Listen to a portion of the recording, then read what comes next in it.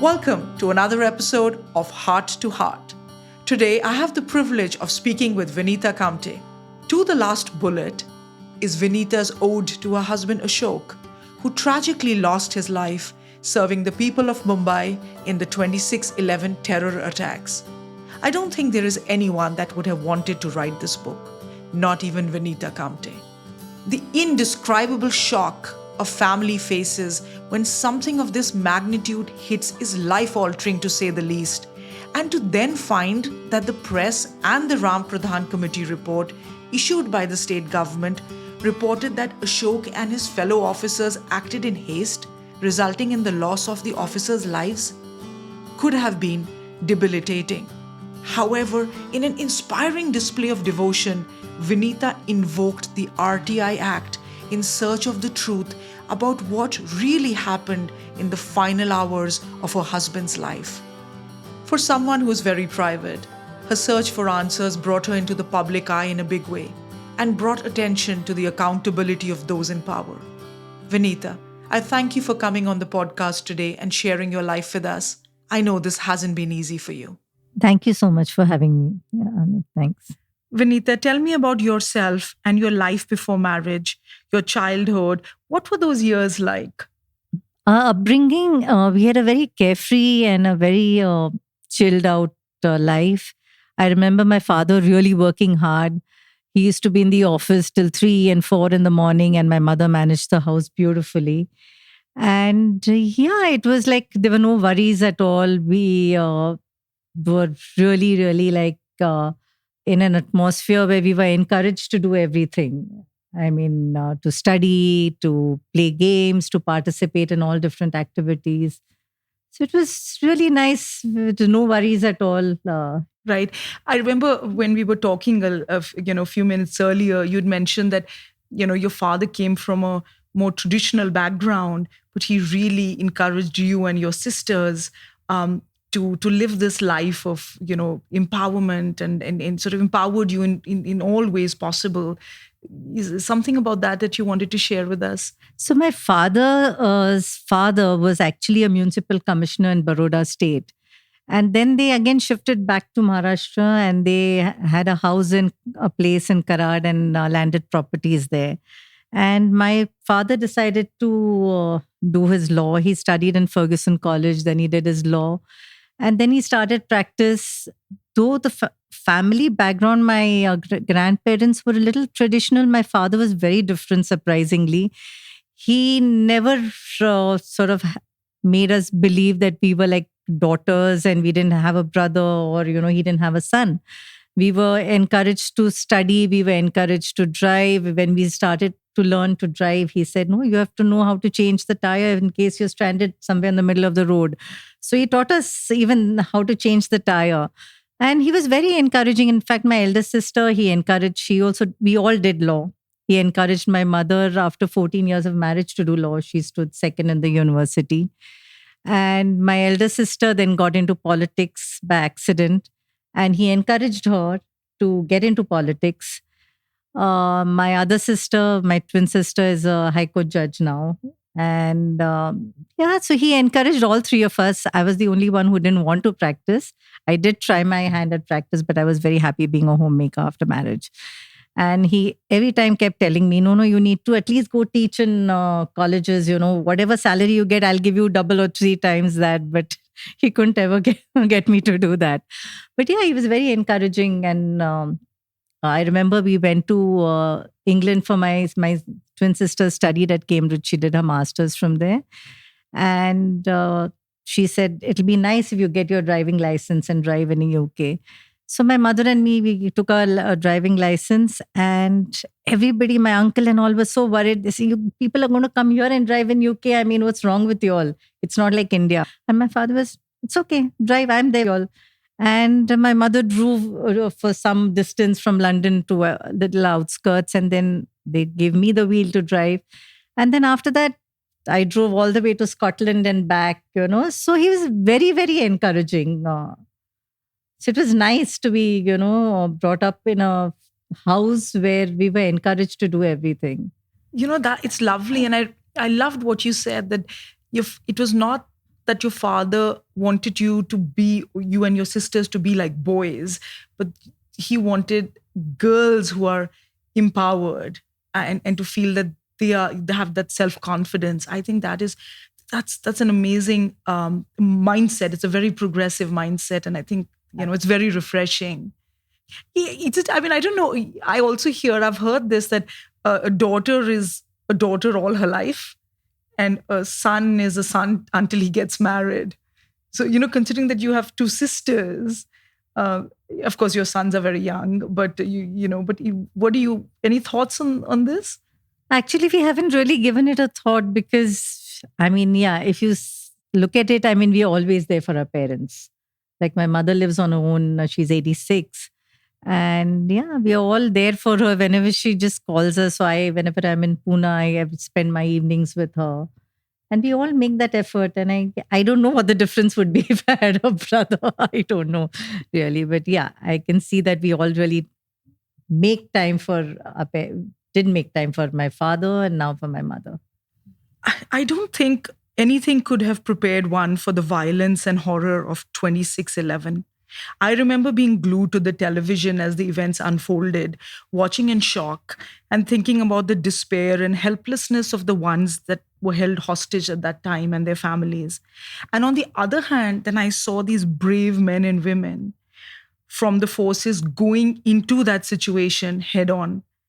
I couldn't fathom the mettle of these men and women. What are they made of? What drives them? Their sense of purpose. It's an absolute honor for me to be sat next to the wife of such a man, brave, fearless. Tell me more about Ashok. What was he like? One thing he always said, they're paying me for my passion. He loved his job.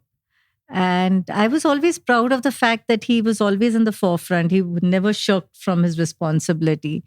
When he became the additional commissioner, or when he was commissioner of police, Sholapur, a lot of his subordinates would say, Saab, you don't have to go everywhere yourself.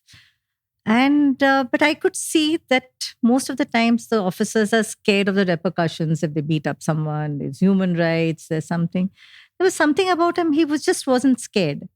And I think he was one of the few officers who could get away, but even thrashing constables who were not on duty and were in Sholapur. And they were part of a political procession or a religious procession, which they shouldn't have been there. And they were holding the entire procession, it just not allowing them to move forward.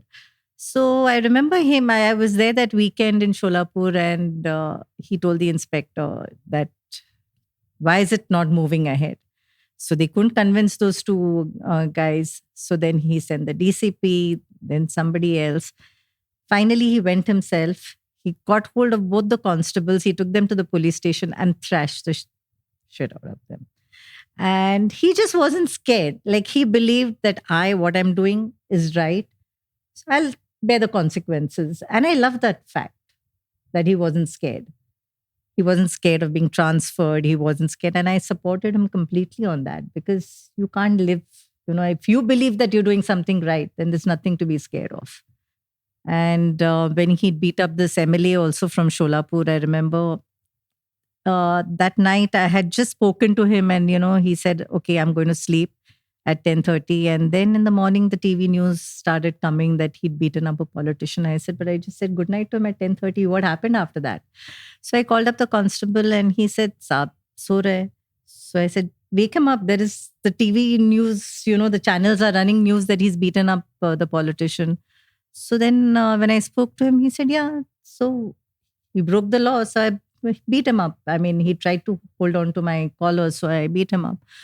And he was just not scared of the repercussions, which is nice because most officers are scared of being transferred or, being suspended or things like that. So it was nice to be married to somebody. I feel really proud that I was married to somebody like that.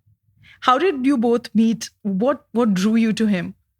Like I said, I was telling you just some time before that first thing is that the kind of respect his parents gave to my parents, because normally in an arranged match, the girl side is always considered, okay, she has to come to the boy's side or the parents have to approach.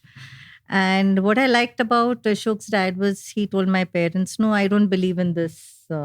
I will come. I don't have a permanent house in Pune. I live in Mumbai. But I will come to your house. Then my parents, my mother said they both seem to be the same age. And he was like, it's okay. Even if she's older to him, how does it matter? So it was the progressive thinking that really, I felt good that they respected my parents, one. And that is what it was very, very important for me. And then, of course, I met Ashok. And then there was an honesty about everything that he said, and he said, I will be staying in small areas, in Mofussil areas, places where you will not have access to big shops and stuff like that. So, I mean, are you prepared for that kind of life? And then, like arranged marriage is a gamble. And this was one gamble I was willing to take. But did you have a courtship period at all? We did, yes. For 6 months, we did. But then he was here for some time. Then he went back for his to finish his training at the National Police Academy, and post that we got married. Right. I always think that the marriage is always a leap of faith. You can never know anybody enough, right? You might be with somebody for years before you get married, or months, but it's only after marriage and over a period of time that you get to really know each other. You see sides of each other that you haven't seen before. And it's a process, it's a journey. What was your life post-marriage like? Did it change significantly? Before I got married, he had in fact called my mother and me to visit Bhandara, which is a very small rural area, to see what life was going to be there. There were no hotels, there were no restaurants, there was nothing, absolutely nothing.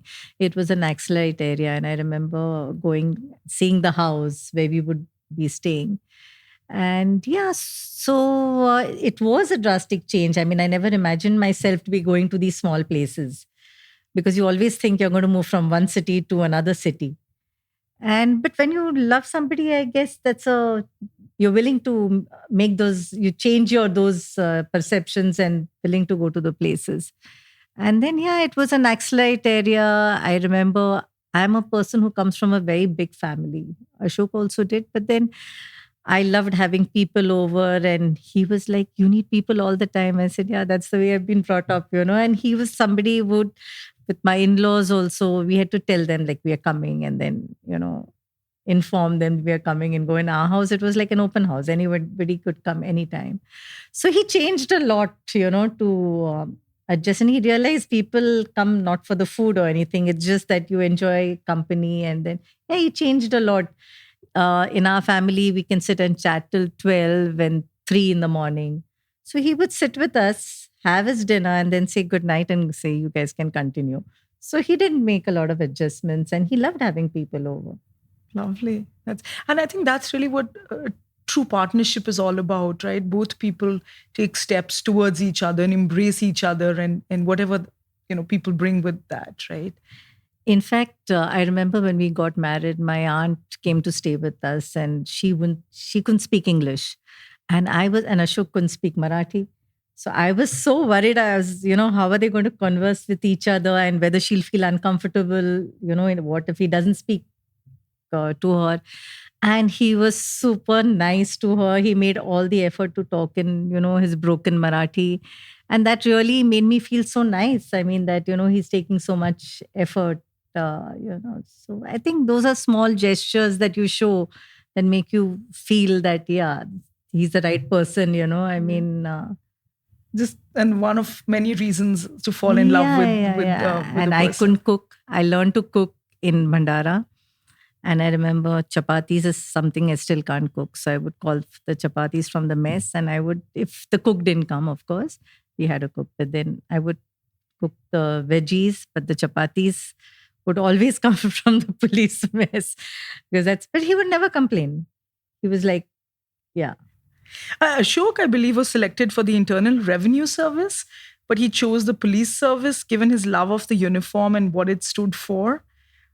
He was known as a one-man army, always leading from the front. Did you both as a couple ever discuss the fact that this life that you both shared together could one day, in a blink, change forever? did you carry this constant fear through the years? Not really. When we got married, we were in an Naxalite area. So there used to be a lot of, I remember those times, there were a lot of landmine, no, there were accidents that happened in Bhandara. So at that time, yes, I did live in fear because there was no connectivity. And suddenly, somebody would come and say, if he didn't come back, I would call up and ask, and they would say, oh, there's been an ambush and we've lost few people. So there was no way of knowing what exactly is happening. So I remember one time the DIG from Nagpur came home. He said, no, everything is fine. We've lost 2 people, but yeah, things are in control. So yeah, I remember going to Nagzira and all these, beautiful places. But I was always scared, where there were mines planted somewhere because, we lost a lot of policemen at that time when we were there. There were a lot of Naxal skirmishes. But one didn't expect this in a place like Mumbai or something like this to happen. I mean, this was like something unexpected. Yeah. So please, tell us about that day, 26/11/2008, the day that changed your life forever, I guess, in many ways. My father-in-law, my mother-in-law, and the boys, we'd all gone out for dinner. And on the way back, Ashok called up saying there is some firing happening at the Taj. And it seems to be a terrorist attack. And then when we went home, we switched on the television. My father-in-law was not keeping well. In fact, he was supposed to go for some procedure 2 days later. And we all watched the television. My father-in-law went to bed and I kept watching.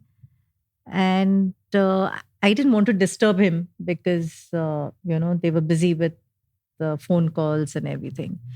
Only once I remember he did say that I'm going to Oberoi's because Mr. Ghaffur had called him. And then I decided not to call till a friend called and she asked me, where is Ashok? So I said, he's been sent to Oberoi's. She said, no, watch the news. And that's when it started coming, at the bottom. So my younger son, I think he was sleeping. And then I had the neighbors start coming home.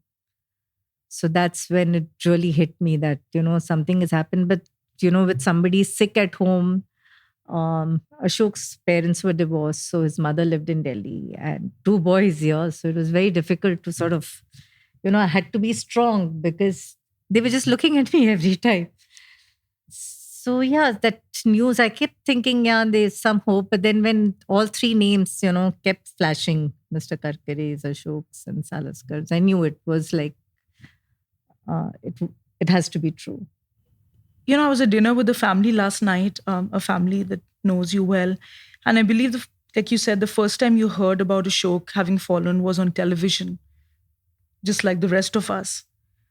Considering that the family has been serving in the police force for generations, was there any conversation over the years of one of your sons joining the service, or did the wounds run very deep? No, not really. They were not interested right from the beginning. It had nothing to do with this. And I, in fact, had they joined, I would have supported them. Right. Your children, Rahul and Arjun, were very, very young at the time. And do they remember the time with their father? How did your equation with them change post the loss that you all had? The older one, soon after, I think 6 months later, went to Kodaikanal. And I was happy he went away from Maharashtra because I was busy with this RTI work, the book. My father was not well. He was in and out of the hospital. So the younger one was already giving me sort of, he used to get anxious. And he would keep saying, what if something happens to you? Even if I didn't answer my phone call, if I was in Mumbai for the book work or something, and I didn't answer, he would get breathless and stuff like that. He was staying with my mother in those days whenever I went to Mumbai. And so one day I just sat him. I wanted to hug him, but I said, no, I have to make him strong. So I told him, yeah, if something happens to me, you have my mother, my father, my sisters to look after you. I said, there are people who've lost both their parents and there's always someone to look after. So you'll never be on your own. So, I didn't want them to be weak.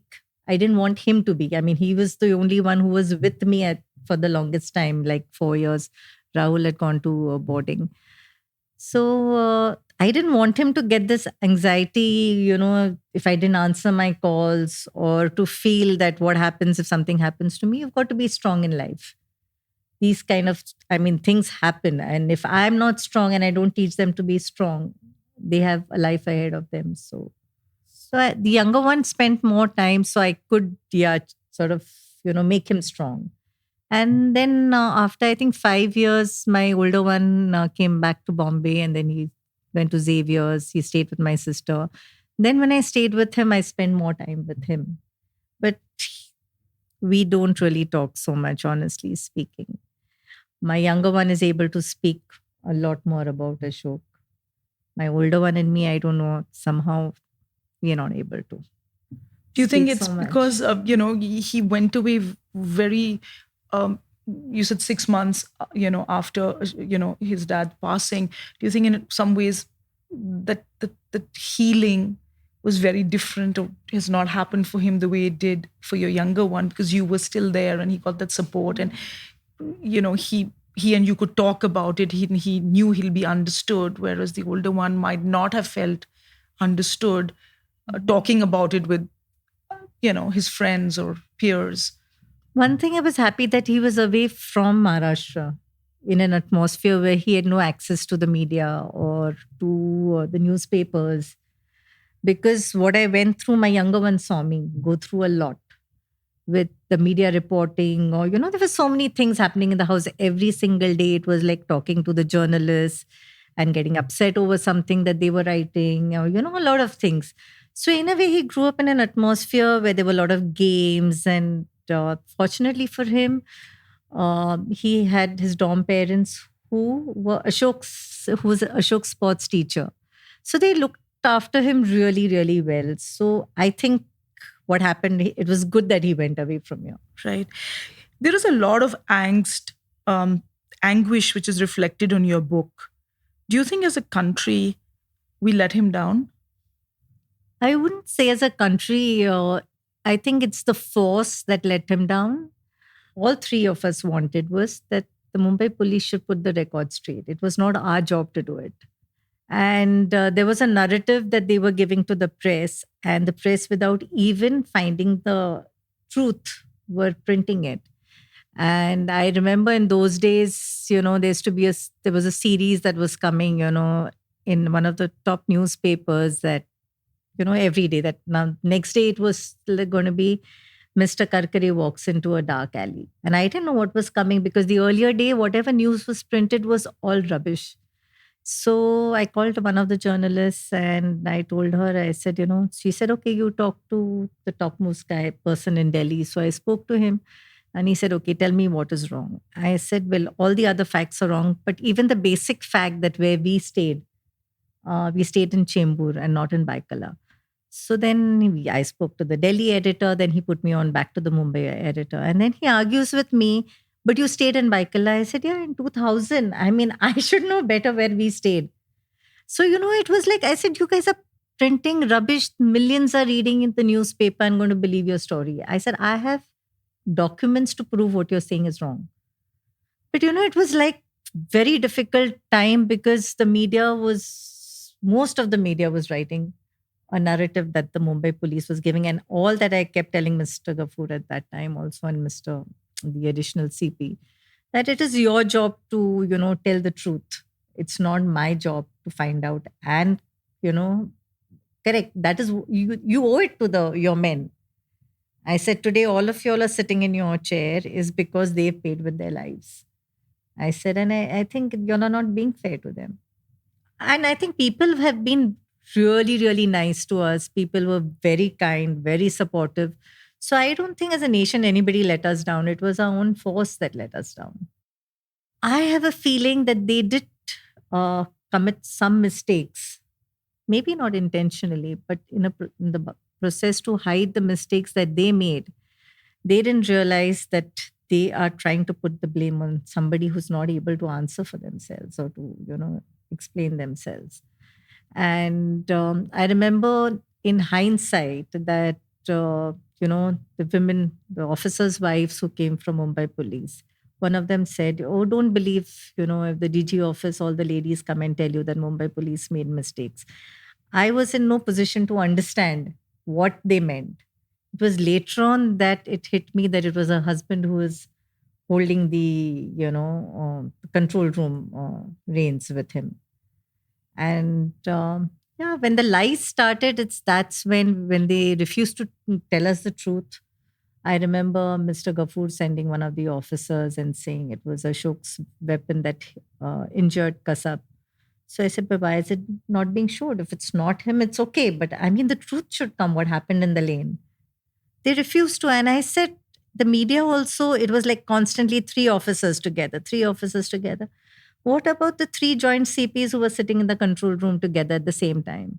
In the Ram Pradhan committee report, the officers have said that, I got a call saying that they're going to attack the commissioner's office. But you had three joint CPs sitting in the same office. Nobody questioned that. Nobody questioned that in Taj, there were three IPS officers together in the Taj control room. Why was the focus constantly on these three officers? And in rank, at least, one was a additional CP, one was one was joint CP, and one was an inspector. There in the control room, they were all three joint CPs. So, I mean, even the media kept saying it again and again, which really used to upset us. Yeah. I believe loss and healing have a journey. They really start from disbelief to this heart-wrenching pain, anger, betrayal, and the loop just keeps going.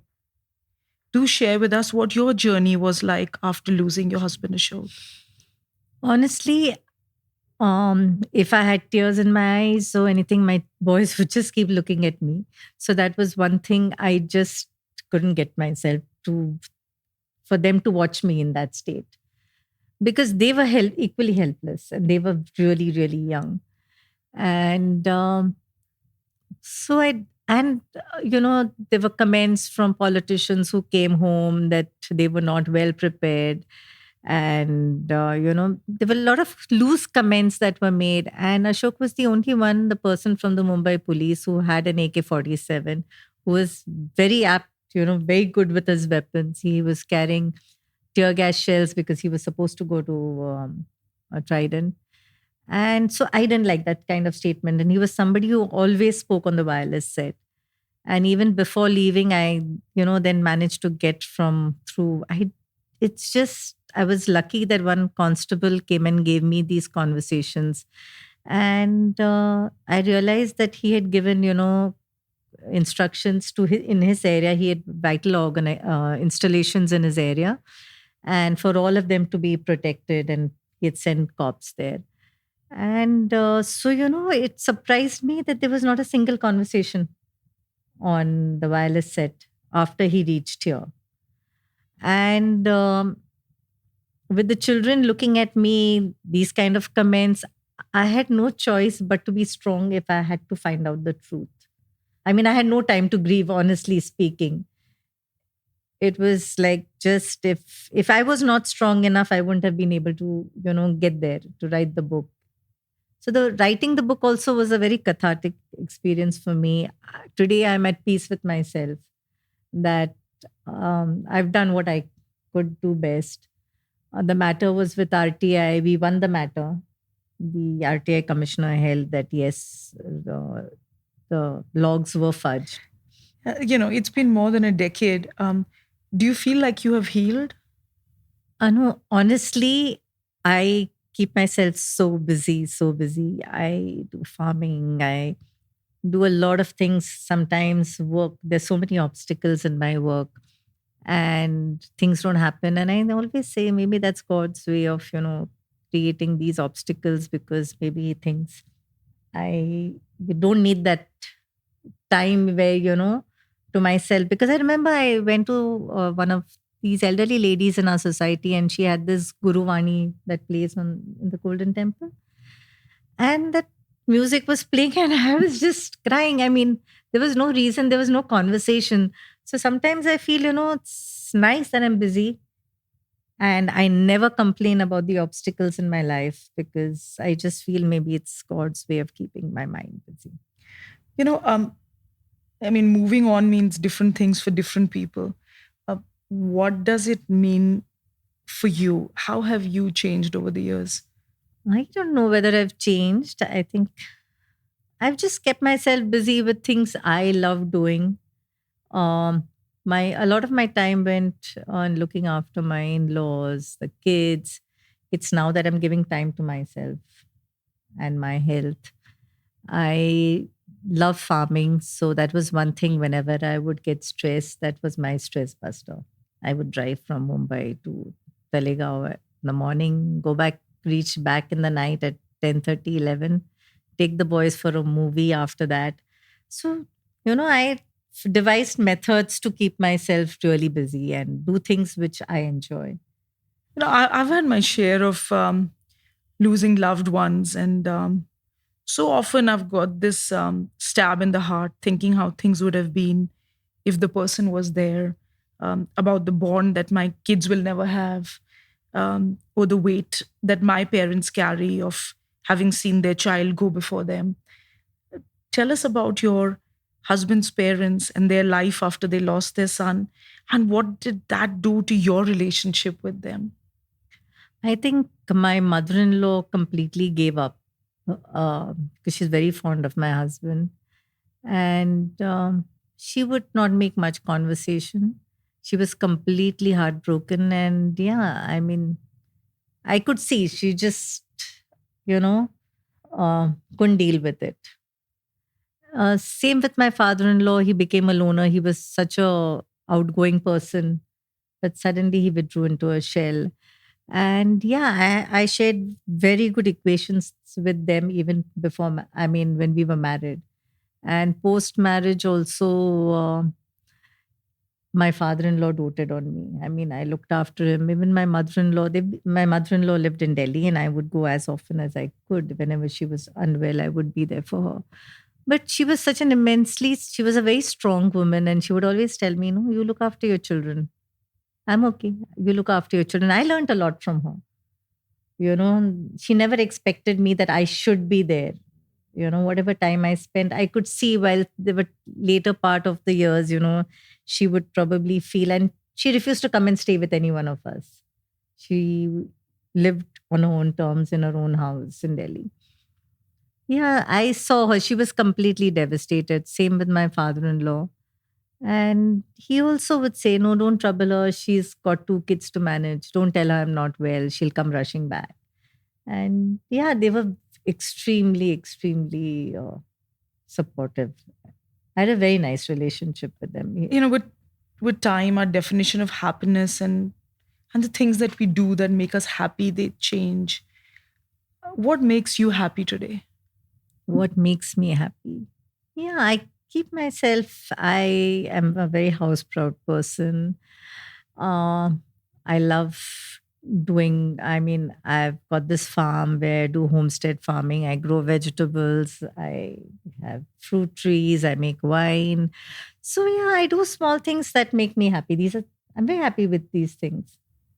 And what would you've had quite a journey. What would your advice be to anyone struggling after having lost the one they love? I remember a friend of mine. She's a spinster, and we were both driving back from Bombay, and there was this song playing. It's a beautiful song which resonated. I had tears in my eyes while driving, and she also had tears in eyes. So I guess it sums up so beautifully what I feel. So it says, "कभी पलकों में आंसू है, कभी लब पे शिकायत है, मगर ए जिंदगी मुझे तुमसे मोहब्बत है." It sums up something so beautifully. And I think everybody has a journey, there's some kind of problems everyone has in their life. And I guess she could, resonate with those words. I could in my way with that. And yeah, life is beautiful. I mean, and you have to teach your children that there are ups and downs in life, and you still have to be able to get over that and carry on with life. Do you think you could ever love again? No, I don't think. I had such a beautiful relationship. I mean, like the kind of freedom Ashok gave me, the equality we had in our relationship. I remember when I used to look after the children, he used to say, "Okay, you come here. I'll look after the kids now." He would get me my newspapers, in bed, my bed tea. And yeah, he said, "Oh, you need to go on a holiday now that you are looking after the kids." So, I mean, I've had shared such a beautiful relationship that I don't think I can.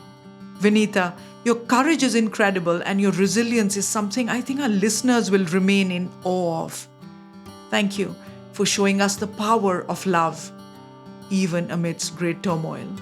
Next week, my guest is author and academic Amitav Kumar. He's married to a fellow academic, Mona Ahmed Ali. He's Hindu, she's Muslim. He's Indian, she's Pakistani. They're both American. And his stories and essays are thought provoking, witty, insightful, all at the same time.